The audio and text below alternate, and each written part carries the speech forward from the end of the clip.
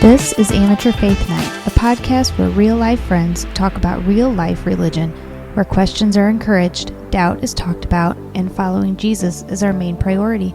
Let this be a starting place for you to research things and study them out for yourself. God is bigger than all of our questions, and it is okay to not have all of the answers. It's not sitting well. I ate something weird. Told you I didn't get a lot of sleep. God. Are you going to be able to function? Yes, I'm here. Let's do this. We're doing it. Here, let's do that. I guess I'll sit on my leg.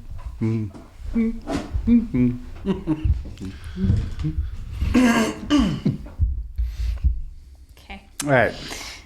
Are you guys ready? Sure. Yep. Ready, action.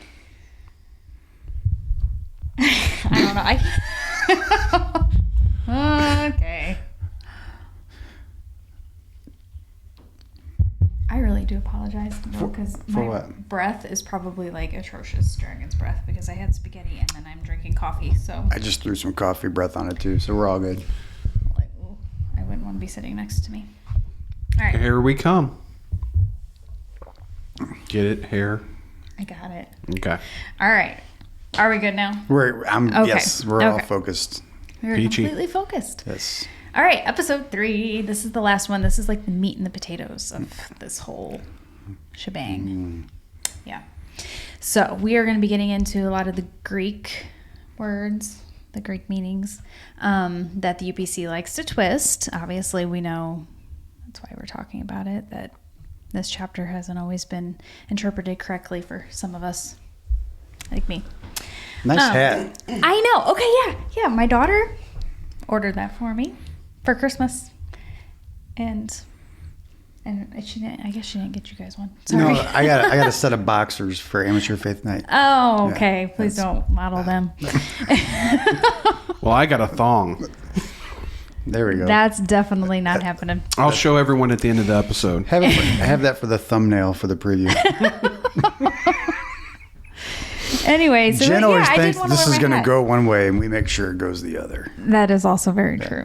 That is also very true. Because in my mind, like in my brain, I had this all like professionally Totally, put together. Exactly. And for some reason, you guys keep asking me to come back. Yeah, Jeremy's like, it's so late. I feel bad for Gary. I'm like, Gary's fine. Yeah, we are. Gary's fine. Okay. So I thought we should maybe recap like just a little bit the last 2 episodes that we did, especially because I might have been kind of a hot mess from not recording. Can't wait to watch those. Yeah. Anyways. There's a lot of good content. So yeah, I mean, they actually turned out fine. Yeah. But this one might be a little bit longer. It's got a lot more information. And this is, I don't want to say like the most important thing here, but this is as far as like debunking the idea that women cannot cut their hair at all. Here we go. This is what it's going to be. So kind of to recap, I did want to read this quote that I found, and I didn't do it the last episode that I recorded. But we talked a little bit about how the Bible is not necessarily literal, but applies in principle in some situations for us today. So I did find this quote on Bible.org. Just because a biblical command is intended to be understood literally does not mean it's intended to be applied laterally. That is universally across the board to all people at all times in all places. So I thought that was important to kind of think about too, because this chapter is talking a lot about complementarianism, how the marriage unit is supposed to work, how Christ, or God is the head of Christ, Christ is the head of the man, and the man is the head of the wife. And I think that's the whole principle. And I think if we're looking at the idea of cut or uncut hair for women, we kind of lose that idea. So that all being said, I do think that this was just specifically for married women and men. Don't you think? I would think so based on the wording, yes. Yeah. That's how the ESV has it. A lot of translations go with that. And I just feel like that just is the best idea that's applied to this. And Paul had kind of already set that precedent with the same almost type of verbiage in what, Ephesians? Ephesians chapter 5. Yep. So I definitely think that is important to remember. This is not for all women all the time, everywhere. This is specifically talking to married women during church services or prayer. So, all right. Also, note to self, complementarianism does not mean dictatorship or patriarchal views. I think we made that abundantly clear in our last episode. I just don't want it to be mistaken as, we're advocating for. Yeah, I was thinking about that because I know we talked about it to where I don't know. I think that you guys understood where I came from on it. Like I look at it as a good thing as far as I think that the man and woman are designed to fulfill two different roles for God. Right. As far as, God gave man certain qualities, women certain qualities, and together those, are going to fulfill what he has set for us. Right. When I got home, I started thinking about it. I can see where that complementarianism, however you say it, can be threatening to someone that came out of like maybe a religion like you guys did, where it could be taken advantage of, to where it's like the men are, I don't know, put in form of more leadership or control than what it was intended. Yeah. It is weird.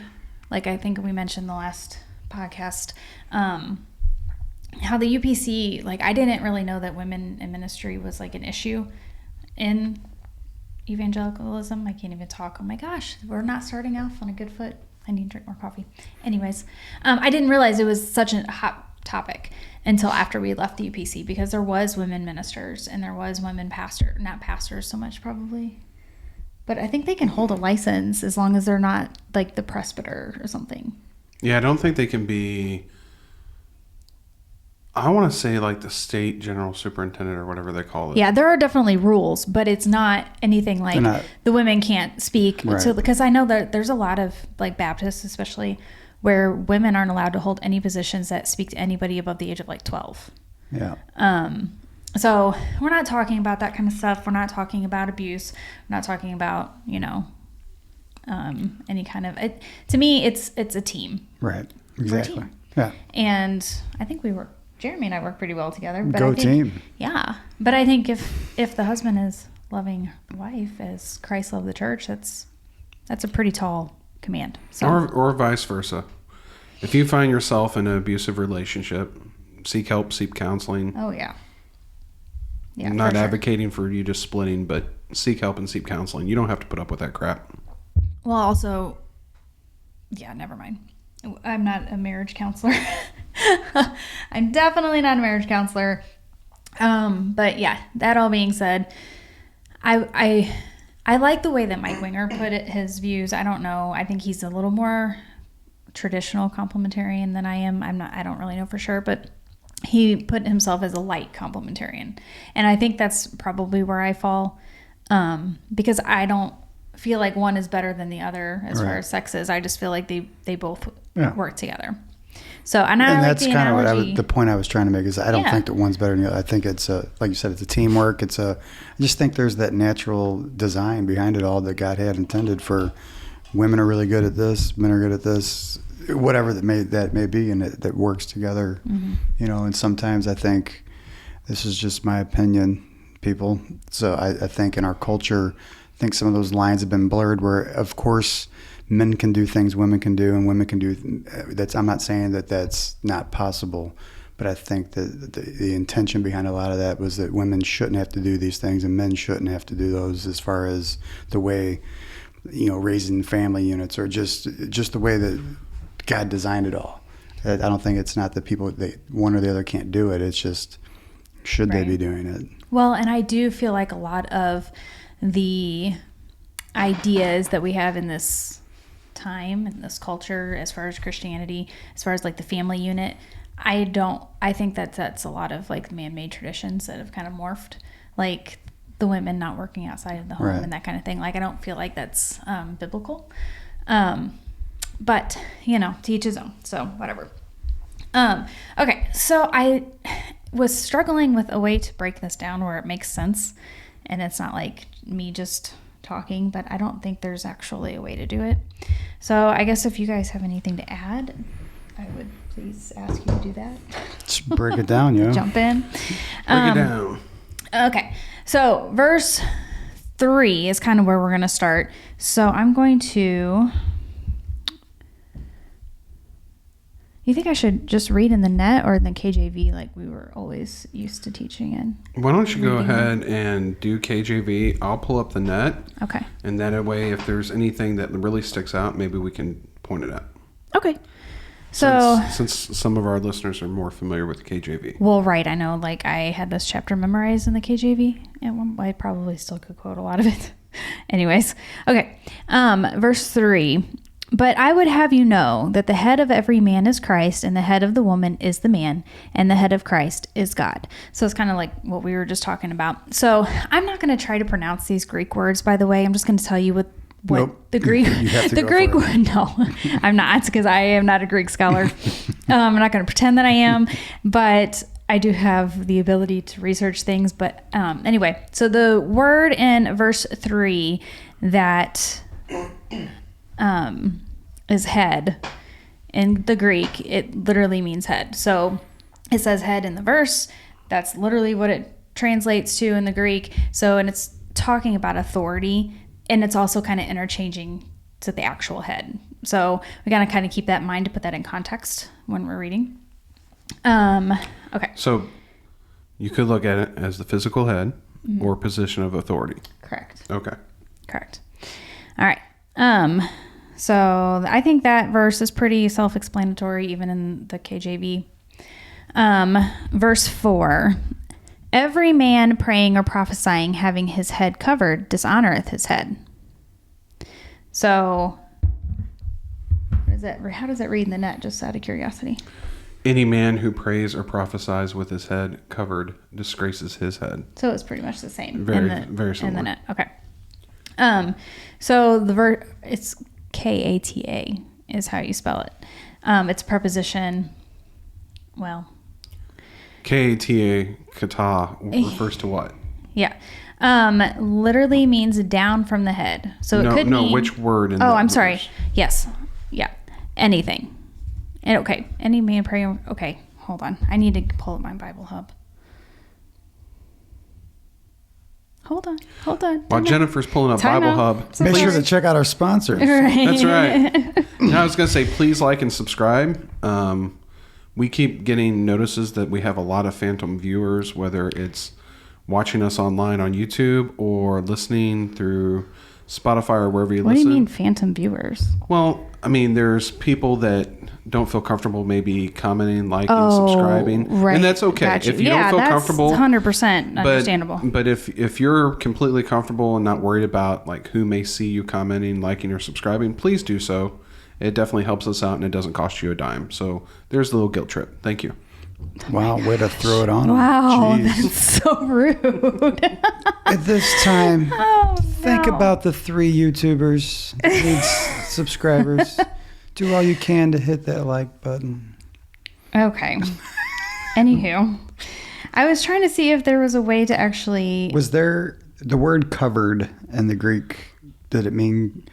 So are you talking about just hair? Or are we talking like scarves, do-rags? So that's exactly the word that I was going for. We're right there. I know, right there. Right? It's got to be the coffee. So kata refers to the word covered. So if you... Yes. Okay. So if you go to Bible Hub and you can pull this chapter up, you can pull any chapter up, but if you pull this chapter up on Bible Hub in the interlinear, this is how it reads exactly translated from the Greek, okay?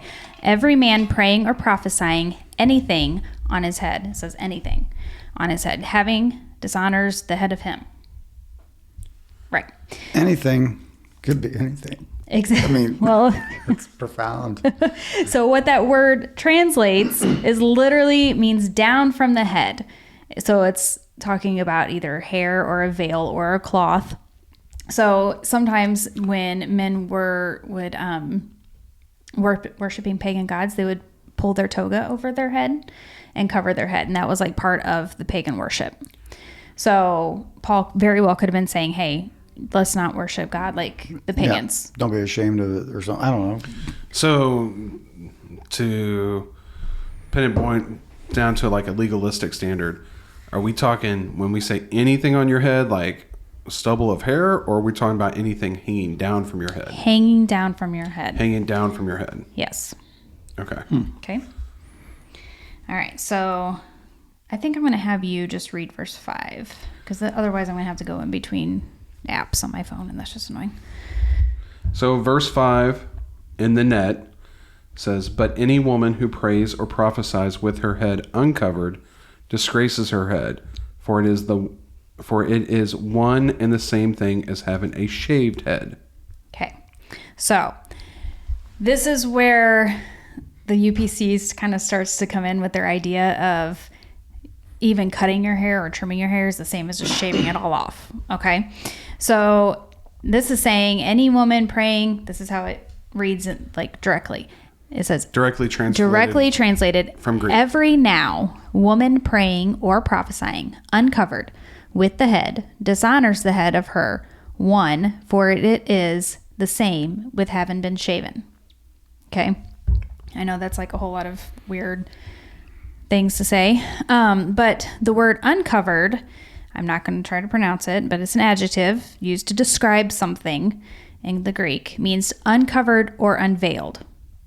Okay. So it literally, to break that word down, the first part of that word, or there's a part of that word, kata,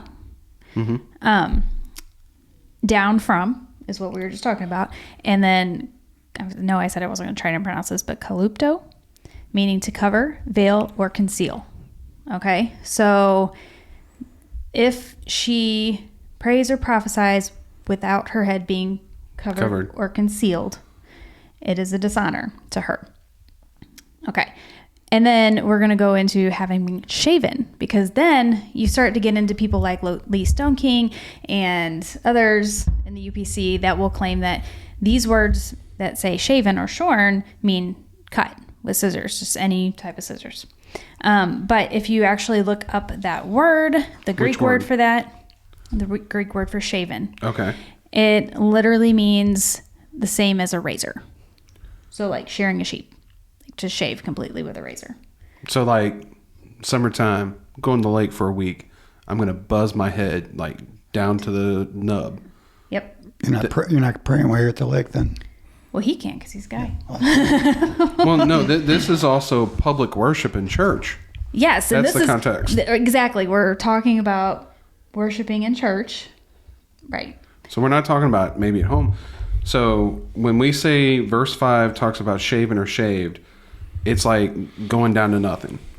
Right. For example, a woman shaves her legs. There is no hair on there for the next 24 hours. Sure, whatever. That's how that works. Okay. Yeah. but I'm just saying. Yes, it literally means razor. Like you shave it with a razor. So we're not talking trimming. Right. It's gone. Right. Which one of the questions that I had when we first started researching this was, okay, so did they have razors then? Like, sure. Was that a thing? Why and not? they did, turns out. Yeah. They did. So I was just thinking, that was probably the old leather thing. I mean, I'm sure it wasn't comfortable. Well, the Gillette family was around. Yeah. Right. They took care of that. Okay. They summered in Bethlehem. Yeah.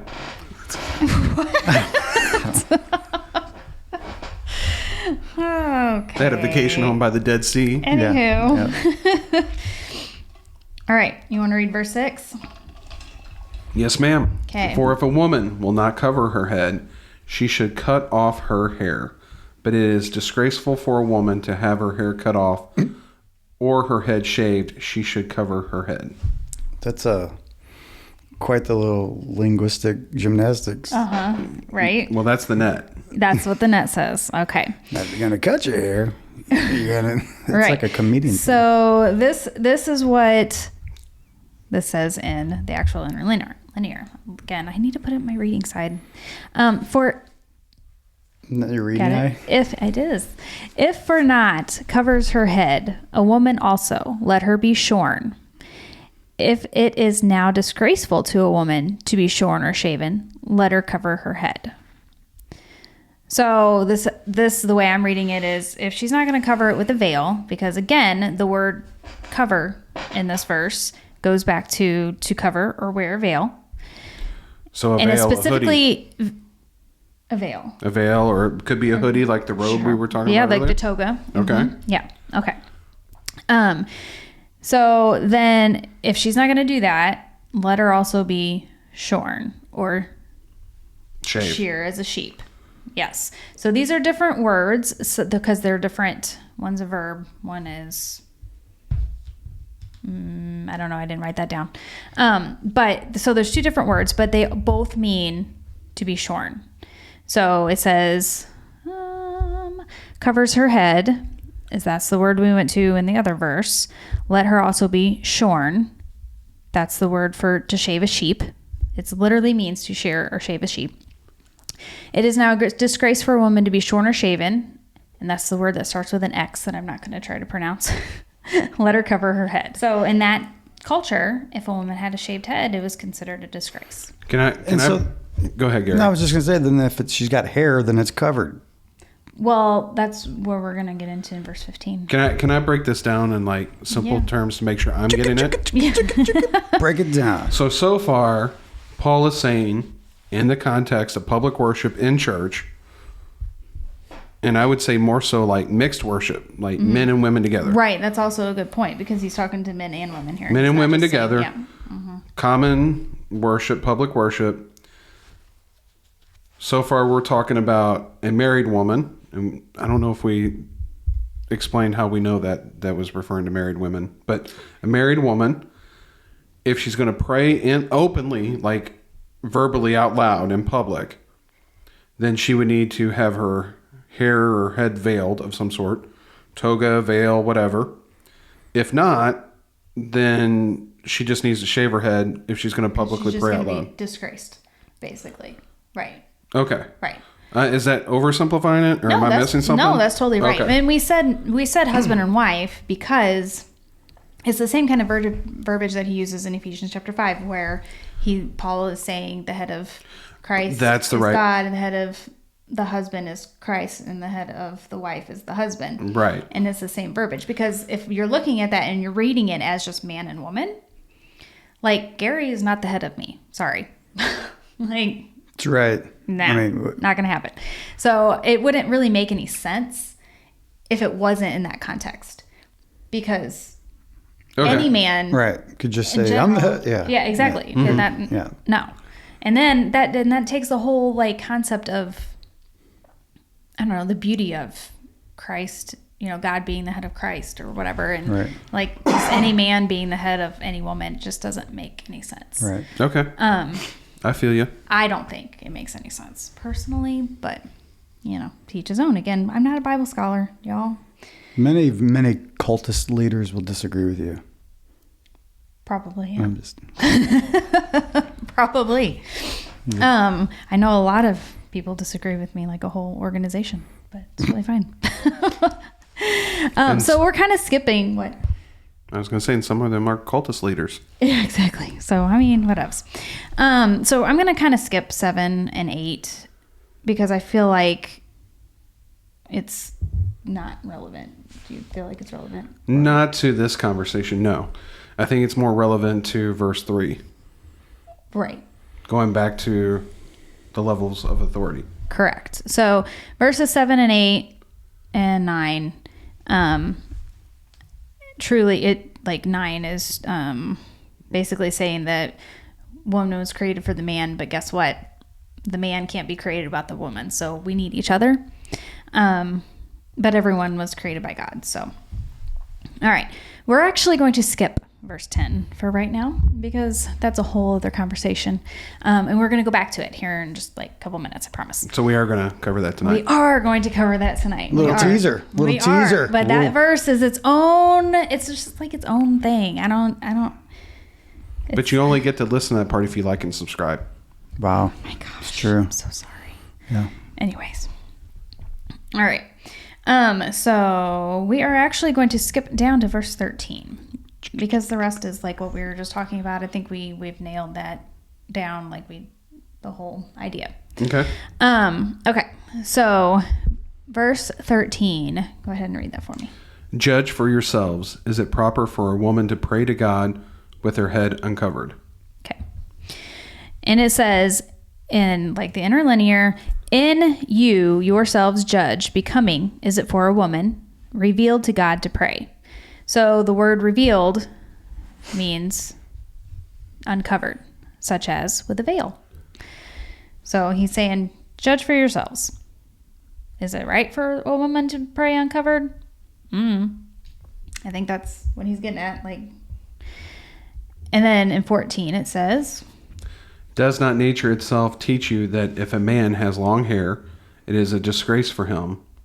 But if a woman has long hair, it is her glory, for her hair is given to her for a covering. Okay, so this right here, these next two verses, go ahead and read verse 15 too. Oh, sorry. Well, I did read 15. Oh, sorry. So you want me to read 16? No, I said 14 and 15 is what I actually said. I read them both. Okay, sorry. I was reading this while you're doing that. Yeah, so I think this right here is where the UPC just... I don't even know how they come to their teachings. They're saying if long hair, so the argument that I've always heard to support the not cutting hair at all is if you're going to grow your hair long, if your hair has to be long, then if you cut it, it's not as long as it could be.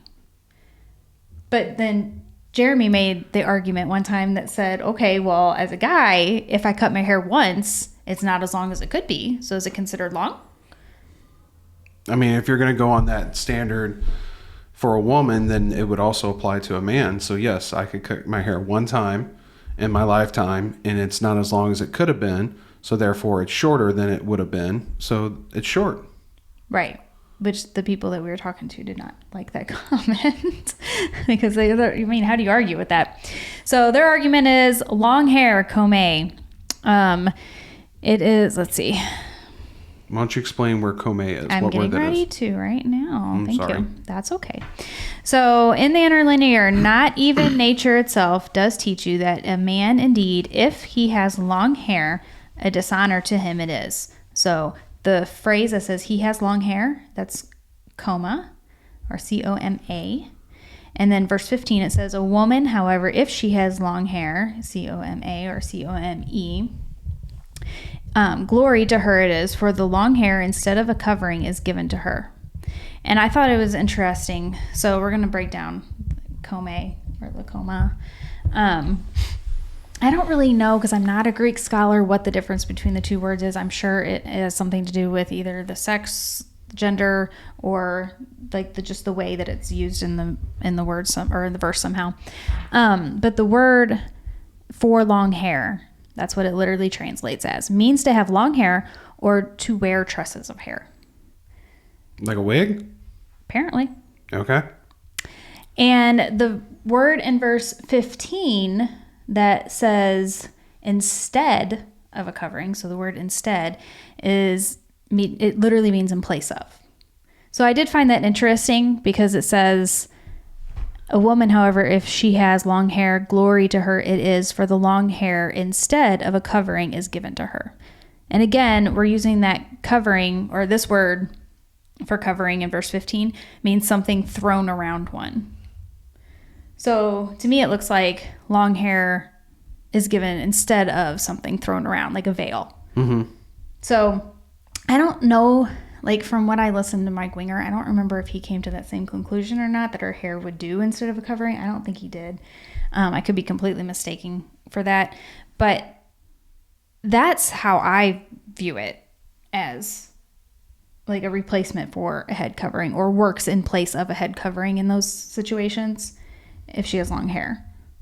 But I feel like it's a really big stretch to say that the word shorn or shaven means to trim in any way at all, because it clearly means to shave completely.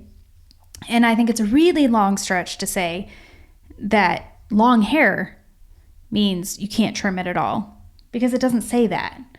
I think if Paul wanted women to never cut their hair ever, and again, these rules were just for when they prayed or prophesied. So like it's not even applicable for like just sitting here chit-chatting with you.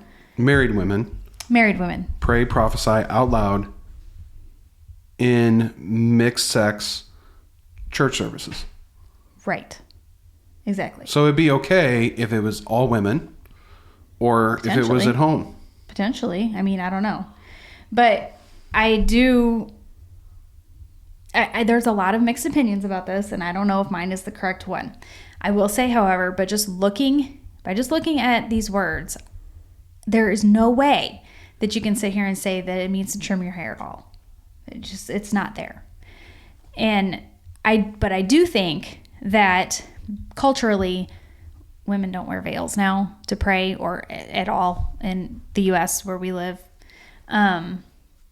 So I don't really feel like the answer is wearing a veil. I don't really feel like that's, I don't know. I don't feel like that's where Paul was going. And I also feel like Paul was saying, well, women have long hair. Instead of a veil, it's fine. You know, I mean, that's what I get out of that. But do I think that women have to have long hair? No. But I do feel like maybe a distinction of the sexes is what Paul was maybe going for here. Something to say you're more feminine. Like Kelly has really short hair, but I don't see you wearing her hairstyle. Yeah. It's like a really cute little lob. It's definitively a woman's hairstyle. And we have different hairstyles than they had back in Corinth when this was written in, 56 AD. So it's not the same. And so it's really hard to bring this chapter to today. And it's really a big stretch, I feel like, to say these words mean uncut.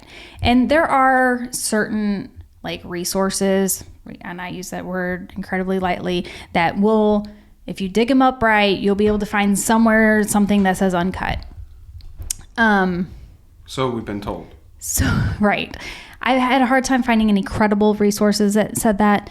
I found very biased resources that mention those words. But I think that's a really big stretch. And I also feel like it's really dangerous to have an entire doctrine based off of a few obscure verses in the Bible. Like, it says nowhere else in the Bible does it say this. For a pretty targeted audience. Exactly. A very targeted audience. Exactly. And then Church of Corinth, we have to remember the whole situation. Yeah. They were living among sin, not different than what we are today, perhaps. But Paul was writing to them to be like, hey guys, this is how we can come out from among them, but still be among them. For some reason, I don't know why this just popped in my head. Have you guys ever seen the movie Tin Cup? No. Kevin Costner? What is that? It's been a long time. Long story short, he's a golfer, and all of a sudden he gets the yips where he can't hit a ball. And so his caddy tells him, hey, take the tee out of your pocket, put it behind your ear. Now he's telling him to do all this silly stuff, and all of a sudden he just magically starts hitting the ball already. He's like, all that was just distracting you to get you back to them. Maybe Paul was just doing that to these Corinthians. Like, he's just saying stuff about hair just to get them, hey, just focus on God a little bit. And I don't know. I mean, it's very random is what I'm trying to say. It just seems it's very random. It's like it's thrown in this chapter of 10 verses, maybe 13 verses that have specifically to do with hair. I feel like if this was something that was salvific, for one, it would be in more places. Jesus himself would have mentioned it. Yeah, he might have said something about it. Right. I mean, you can't find this anywhere else. And it's truly talking, this whole book is talking about customs and, things that, and like we said before, some of the things don't apply to us, like eating meat that was offered to idols or strangled I'm gonna animals. let you in on a secret, because I've asked this 100,000 times since we started doing this podcast, and I've been waiting to hear where this whole hair thing comes from the UPC. Uh-huh. I'm a little underwhelmed. Right. So by reading this and looking at my notes and saying, oh, okay, so Cairo, or whatever you say, the Keiro is a verb, to shear, as in shave a head or a sheep. You don't mean that to, No, I just thought it'd be a little more, I thought it'd be a little more meat on the bones to where this whole thing got started. But here's the twister. Are you ready? We're gonna go into verse 10. It's a lot of sheets of paper. Well, actually, these are all my notes. We already went through most of them. I was going to say, Let's go back to 10. Let's go to 10 because here is the infamous verse, okay? Infamous? Not only does the UPCI hair doctrine rest on the words meaning uncut, the word long meaning uncut, which we just found out is not true, and the word shave meaning uncut, which is not true. Shorn. Yeah, I mean, if I say shorn or shave, what does that mean to you? Here's the challenge to all you people out there. Tomorrow, use the word shorn in a sentence to someone random. See if they catch on to it. So not only have they taken that, okay, they have used verse 10 to like run with it. I can see here just by one word where that sprint would have started. Mm-hmm. And what's the word you're looking at on your translation? I see translation? where it says angels. Oh, yep, that's in my translation of the New King James Version. What? Read it in the New King James. That's interesting. What does it say? For this reason, the woman ought to have a symbol of authority on her head because of the angels. That's interesting. Okay, so now read it in the King James Version and see if you could pick up the difference. The huge difference. King James. For this cause ought the woman to have power on her head because of the angels. Mm-hmm. Did you catch it? For this cause the ought. Gary's thinking. Symbol. Of. Authority. Or what does it say in the KJV? On her head. Or the King JV is have power on her head. There it is. Yeah. Power. Okay. So remember Kim Haney's message talking about how once the mom cut her hair, all these strange things happened, and all the her kids backslid, she lost the power. She lost the power to protect her family. So the whole glue to their doctrine, the whole fear that keeps all of us together. Would you say the whole gel? I thought I said glue, but nice try. Is that this verse, you have power on your head because you have uncut hair, and you can basically demand the angels to do whatever it is you want. They're at your beck and call. So that's where you get women that lay their hair on people who are sick, and women who, I've heard women pray, God, I've never cut my hair, so please protect my child and keep them from whatever. So they really say that you can command angels with Yes. Yes, there are some that teach that within the organization. And this is where HMH, Gary, Holy Magic Hair. This is where it gets dangerous and very, very damaging for women, because I know I went through, oh my gosh, if I cut my hair, my kid's going to die. Is my husband going to leave me? They teach that everything hinges on the word power. And it's very interesting that power is really only in the King James Version. So I know I went to the YouVersion app and compared all the different versions. And not very many actually had the word power. Most of them had symbol of authority. So the woman has to have some kind of symbol of her status of authority on her head. That has nothing to do with power to boss the angels around. It's nothing to do with that. So we're still talking about rank and order. We're still talking about rank and order. The whole purpose of the veil was that the woman was in submission. That's the whole purpose. And married woman. A married woman. Exactly. Had nothing to do with bossing the angels around. So why do you get to boss them around and I can't? Well, and that's a whole other thing. So a lot of women's conferences that I went to, it was all, as much as they like to say women are meek and quiet and submissive to their husbands, but they turn around and be like, but we have this power that the men don't have. They don't have this power that we have. And I can't even tell you how many times I've heard the word power. Here's an interesting version. Have you ever heard of the RAD version? No. What does that stand for? RAD stands for, I'm just scrolling through versions trying to see if there was power anywhere. Radiate New Testament. All right. It's out there, people. But number 10, that's why a woman should have authority over her own head because of the angels. Right. So this is nothing to do with power to boss the angels around. Right. This has everything to do with letting the angels know that you are in your place in the universe, basically. Interesting. So there's a lot of different theories as to what that actual phrase means because of the angels. And it actually literally translates to have, it says, because of this ought the woman authority to have on the head on account of the angels. So I liked the New Living Translation version of this verse a lot. For this reason, and because the angels are watching, a woman should wear a covering on her head to show she is under authority. And that's quite different. And you can't cut your hair because you have power on your head. That's mind blown. So you may have this and you may not. So in the net, it says symbol. KJV says power. Mm-hmm. What does that word translate to in the Greek? Do we know? Yes. More often than not, it translates to authority. So most translations will say symbol of authority. Okay. For that. The word itself, there are, if you look, in the Bible Hub app, you can click on the Greek word and it'll pull up all of the different verses in the New Testament that have that word in it. Some of them do say power. Some of them do. However, if you're reading this in context to what the rest of the chapter says, it just really doesn't make any sense. Symbol of authority or authority makes complete sense. I'm sorry. I'm totally...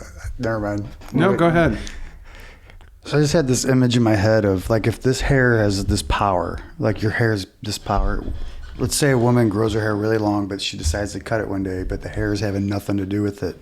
So it's this lady trying to cut her hair, but it's so long, it's battling her not to cut it. That's why I started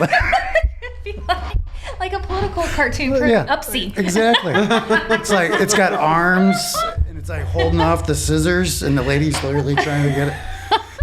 Yeah, I can see them putting that on a track, though, and like passing that out for prayer. Yeah. Sometimes save the hair. They would give it to new converts. Yeah. Sometimes don't ask me why I'm laughing in my own head. But I mean, Anyway, it is very. I don't know. That's a long stretch for a selective few verses. Yes, it is. And what's kind of comical. And they will hold whole services on this power thing. Like, ladies, you have the ability to lay your hair on someone and demand that they are healed, or you have the ability to. Because, basically tell God he owes you because I've never cut my hair. Yep. Right. Yep. I guess I was really being just an outsider looking in on it type thing. I was really hoping that there was more room for where it could have been confused, I guess. Where it was, because it doesn't seem like like I said, it just doesn't seem like there's a lot to go off. I can see more of an argument that women need to have veils during prayer during church. I can see that being more of an argument than not cutting your hair or cutting your hair. I still wouldn't agree with it, but I can see your logic. Right. I could totally respect that. I can follow your line of thought. Exactly. It's hard for me to respect the thought of a woman can never cut her hair ever and a man can't have hair past his ears. It's like that. Yeah, especially when you kind of dug into it the way you did. It doesn't really ever really. Yeah, it's literally not in there at all. And like I've said, like I feel like 100 times. We're missing out on the whole entire idea of this chapter by focusing on that. Do you think this could have been, we've talked about it before, case of when did they start kind of, teaching this? 1950s. So could this have been a case of like the normal, just general congregation didn't have the access or the tools to study for themselves, or they were discouraged to study for themselves, 100%. and it was like, they cherry picked a few phrases and tinkered with the verb here or there, and next thing you know. Going back to our 5-6 part study on the origins of the UPC, you had the two groups that came together. One was more conservative than the other. So we even have documentation of within the first, let's say, 5 years of the UPC being formed, Howard Goss was the head cheese of the UPC at the time, and he was not of the conservative type. And there were times that like he would be on the road just visiting churches or whatever, maybe evangelizing or whatever, and he would get there, and because he was maybe more fluent, there is some stories of like where he would give the pastor's wife money to go get her hair cut because it hadn't been cut in a while. and hadn't been styled in a while. Yeah, so he's like, they didn't have the income. Right. So, but in around, I want to say 54, there was a guy, I could be wrong, forgive me. I'm sure someone out there can correct me. I think his name was Nathan Burr. His last name was definitely Burr.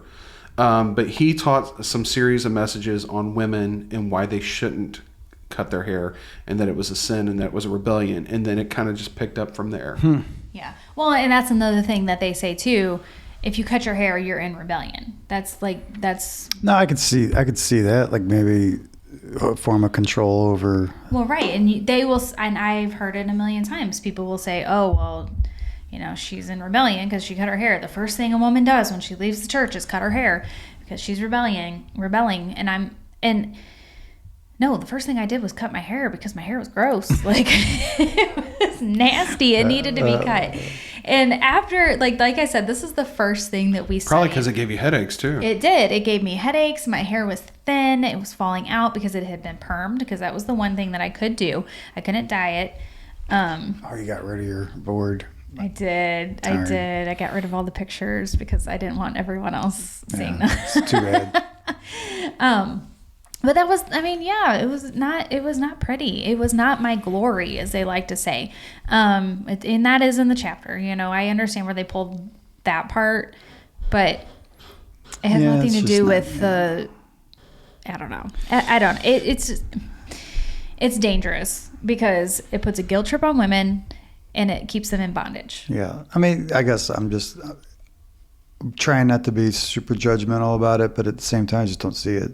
Right. It's not there. It's not there. It's not there. The reason why you don't see it is it's not there when you break it down. Yeah. Mm-hmm. I feel like I was about to. It's really weird. I forgot what I was going to say. I'm sorry. I started talking about. Did I distract you with my fighting hair story? No, it was no. He was talking about the guy that paid the first superintendent. Anyway, I don't know. It probably wasn't important, but the phrase "because of the angels" has been really nitpicked, and people have tried to figure out exactly what that means. There's a dog downstairs outside of the office that I can hear, so I apologize to what's about to happen. So one of the crazy ideas that I've heard is that women were supposed to keep their head covered because of their hair being an extension of their genitalia. It was considered sexual to the angels. I was wondering when we get to this. Yep. Yeah. And they'll go back to the Old Testament. And I knew you would have something to say about this, because it was an idea that we studied for a while, because we're like, what does this verse actually mean? Because this is the verse that this whole doctrine is contingent on having power on your head because of these angelic beings. But if that's not what that actually means. Well, they're talking about when the angels came down and took wives. Uh-huh. Yeah. Uh-huh. So that was like enticing to the angels to have long flowing hair or something. Apparently. But apparently it was only enticing to the angels while you were praying or prophesying, and only married women. Yeah, they like the married ones. Well, never mind. So I don't really think that's what that means. But there is a verse in Ephesians chapter 3, verse 10 that kind of mentions angelic beings kind of watching the service. That was like an idea that they had to make sure that everything was being done in God's perfect order.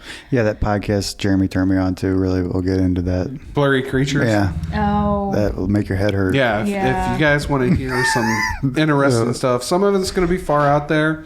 Some of it's kind of interesting, but check out Blurry Creatures. I haven't brought myself to listen to that. It's hard to listen to. Not that it's bad. It's just there's a lot of information and it's coming at you. They don't slow down. No. It's like they expect you to know some things, and they're really into it. Yeah. It's a deep dive. I'm sorry. We're not. Sorry. It's a cool podcast. Check it out if you want. But the point being, it gets into the angels and the coming to earth and mating and taking wives and the whole deal. Yeah, and it's in the Old Testament, but I just don't think that's where Paul was going with that. I just don't think that makes much sense. Again, if we're taking this in context and we're keeping it in context, it doesn't really make any sense. It's a long way from talking to some Corinthians to just an entire backbone of a religion. Right. Yeah.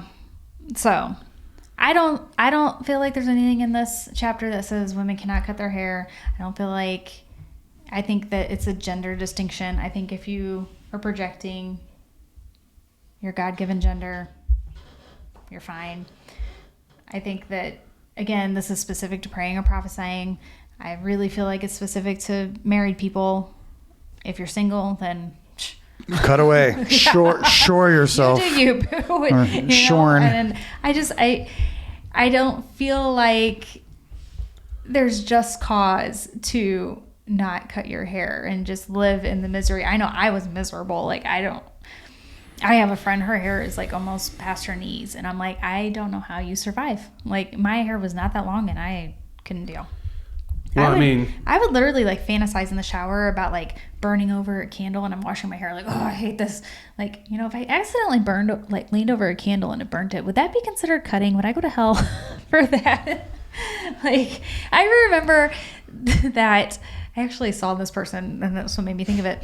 This person that we went to church with had cancer and her hair fell out, and they literally made an announcement to the church. No, her hair didn't fall out. I'm sorry. She had cancer and she had to have it shaved because she was having surgery. Mm-hmm. And they literally brought her up to the front and made an announcement to the entire church as to why they were shaving her hair off. To make sure that no one judged. To make sure no one was talking about her or judging her. Wow. Mm-hmm. Yeah.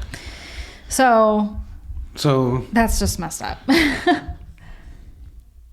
And not to split hairs, but I don't see anywhere in these verses where it says it's a sin. Now, it does use the word disgraceful, mm-hmm. but it doesn't necessarily say it's a sin, and it doesn't say it's going to send you to hell. Right. Also valid. But they will preach that. Oh, well, yeah. Yeah, because if you trim your hair, you're just rebellious, and rebellion is a sin. Or you're disobeying your pastor, and that's a sin. That's how I've heard it twisted. So I know you were wanting to get into verse 16. So you want to read it? If anyone intends to quarrel about this, we have no other practice, nor do the churches of God. Go ahead. So if you translate that directly from the Greek, it says, if now anyone is inclined, contentious to be, we such custom, have nor the churches of God. So that is an interesting verse that I've read several different translations of, and I think it could either go to say, well, Paul's just saying, that's our custom. If you want to do that, but if someone's going to argue with you, forget it. Like, it's not a big deal. This is not something to quarrel over. I can definitely see it being read that way, mm-hmm. but I can also see it being read as in, this is the custom of the churches of God. We're just not going to argue with it. Everyone does it like this. So as far as where I land on that verse, I'm not really sure. I don't really feel like it changes the meaning of the chapter at all. Unless you're in the camp that says that Paul was just saying, we're not going to argue with it. Don't worry about it. So mine says, but if anyone seems to be contentious, we have no such custom, nor do the churches of God. It's all same thing, but mm-hmm. Are we being contentious? I mean, personally, I would read that those that are stressing this are the ones that are being contentious. Yeah, no, I agree. Because if you look broadly at the whole churches of God situation right now, all the Christianity in general, no one has the practice of head coverings or uncut hair. There are groups, but they're very minute, that's small what I'm saying. Groups. In the majority, right? They're not the majority. Yeah. But I also not using them. They're not. It's not being used as the method that church does, like the controlling aspect of it, or I guess controlling is the right word. Mm-hmm. Controlling. But I also would like to point out again that this belief of uncut hair is so obscure that Mike Winger didn't even really mention it in a 7-hour study of this chapter. And in 7 hours, he didn't pull this out of not having uncut hair. He didn't even have he may have had like a little shout out maybe, but he had his YouTube video like very detailed and like broken up in chapters where you could easily find things, and it wasn't even a chapter. Because it really is a long stretch, and I hate to keep saying that because I know that's the point of this. Like, I was really, really curious how that whole hair thing got started in the UPC, and this doesn't satisfy my curiosity. Like you were hoping there would be like more depth to their thoughts. Well, like I was thinking there would be more substance to where it could have got construed in a way. Right. Like this doesn't kind of like where I can follow your train of thought. Right. Okay. I can see how you get that. But this is just it doesn't seem to be there. It's really not. They really, really stretched that. And why? That's another question. Why? I wonder if it was accidental. Do you think it kind of snowballed on them? Yeah, 100%. Because I don't think they actually, in the 50s, I could be wrong about this because I didn't actually research this. I guess I should, but I didn't think about it till just now. You're not a professional theologian? Not, okay. but that's not where I was going with that, actually. But you're right, I'm not. But when we did our series on the history of Pentecostalism, in the 50s, when I know it was in the Herald, Pentecostal Herald, the introduction of like hair.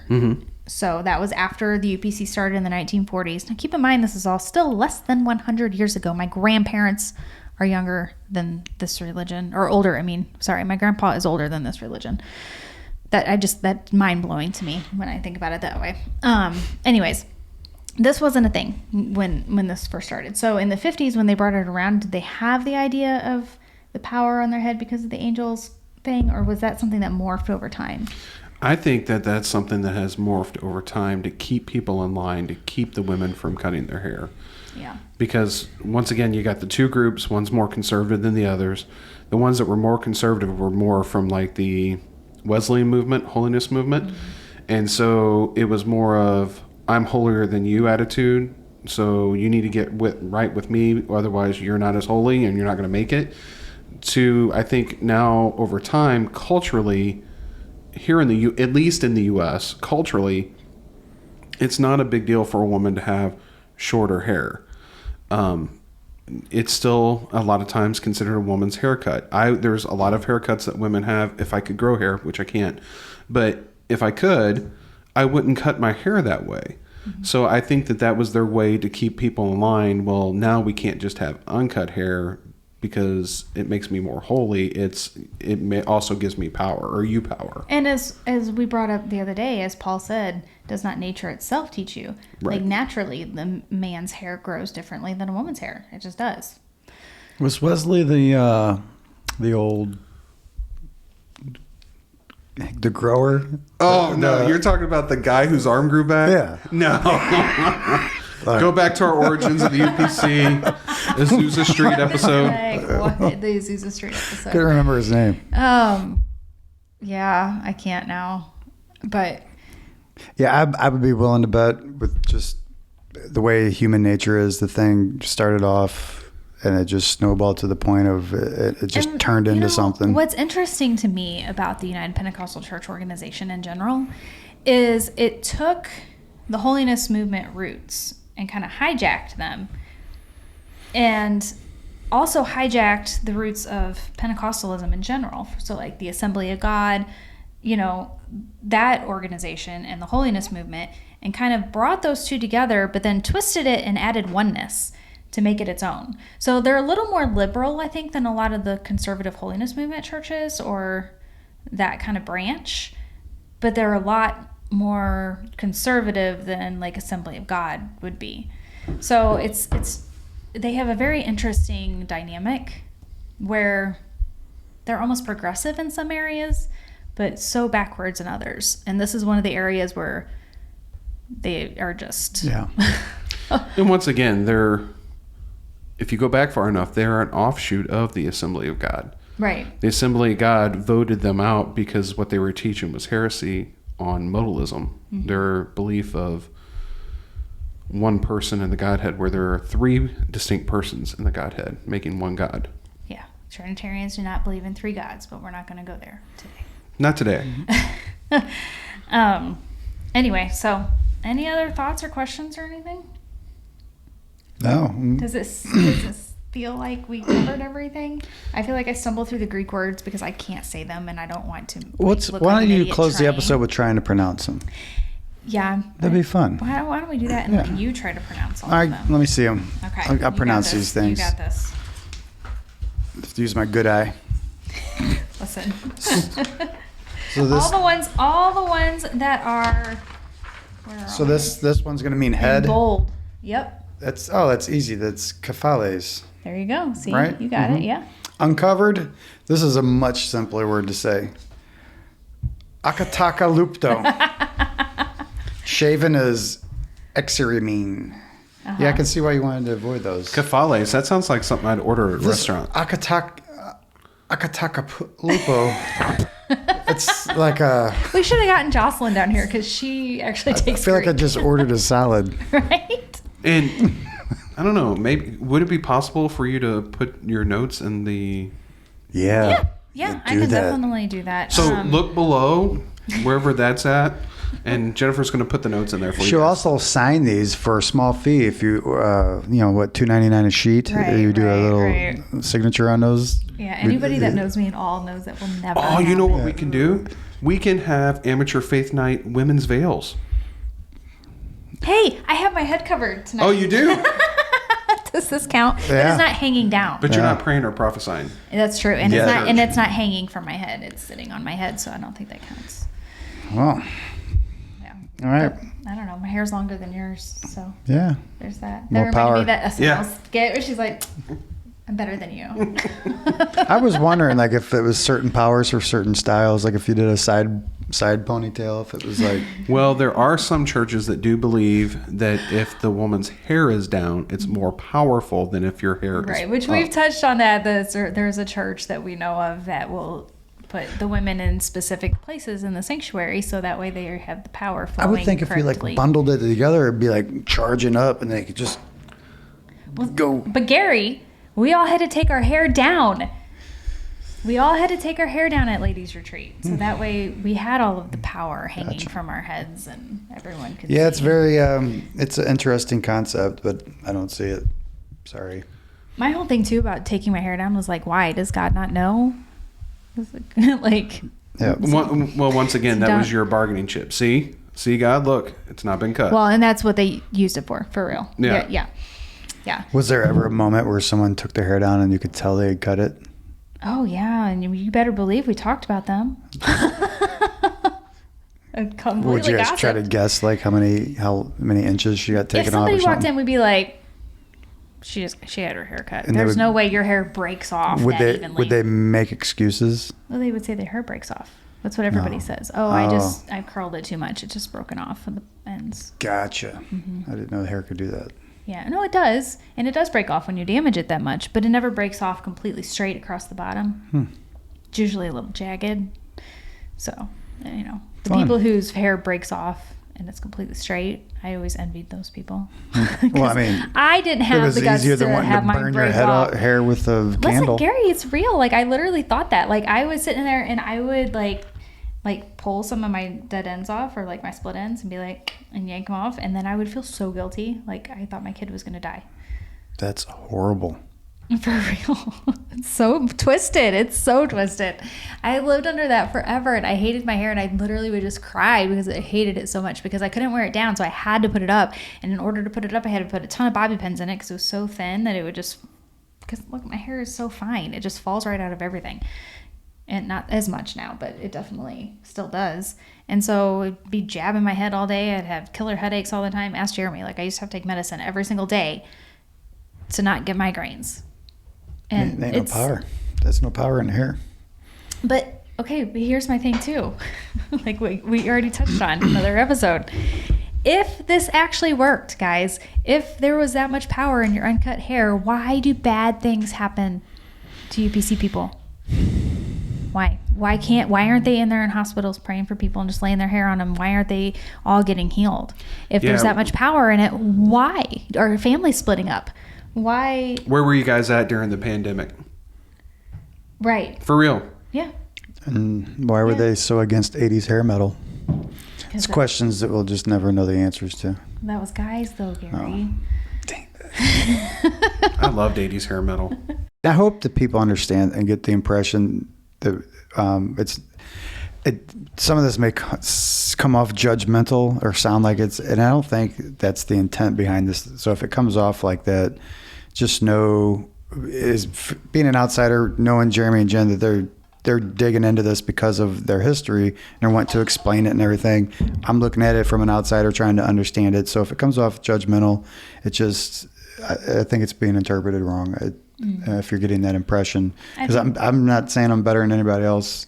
I certainly, like I've said before, I have compassion for some of these people in this religion that are being led this way because, it's hurtful. It's hurtful. It's damaging. It's damaging to families and people. And I don't have a massive history with the UPC, so I would be willing to bet a lot of the leaders probably were unintentional in like the controlling, or they were just the one link in the chain, so to speak.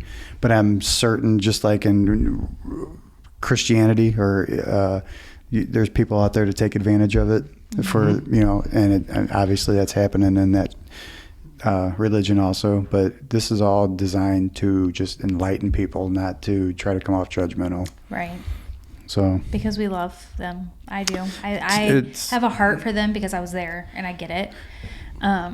So I think I would like to just do an episode about that. Just to kind of, I wrote a couple blogs about it. And 100%. That was a while ago, and I would like to. Yeah. If hopefully it spurns something in whoever's reading or watching and listening. If you guys dig into something and find something that maybe we've said incorrectly or something, let us know, and we'll talk about it, bring it up. We're not professional anything. We're just some people that love God and love our families and are just talking about this stuff. So trying to figure it out because we don't know. Massive research. I mean, this is pages of research. Thanks, Gary. No, but I mean, we're using the same tools that anybody else could use. Different translations, different versions of the Bible, and just hoping to be led by God to help everybody else. So. Oh, that was really, really beautiful. Good job. It was very heartwarming. For real, though. Hey, to end on this, once again, like and subscribe. But we do want to thank everyone because Spotify did let us know that because of people sharing the podcast, our podcast was in the top 10% of podcasts on Spotify that was shared globally. So thank you for doing that. That's pretty amazing. That's pretty cool. I thought that was pretty cool. Wait, I thought the earth was flat. Right. Now we're going to get into that tonight. Oh, my Lord. All right, guys. The earth is flat. It's only about 10,000 years old. Bye-bye.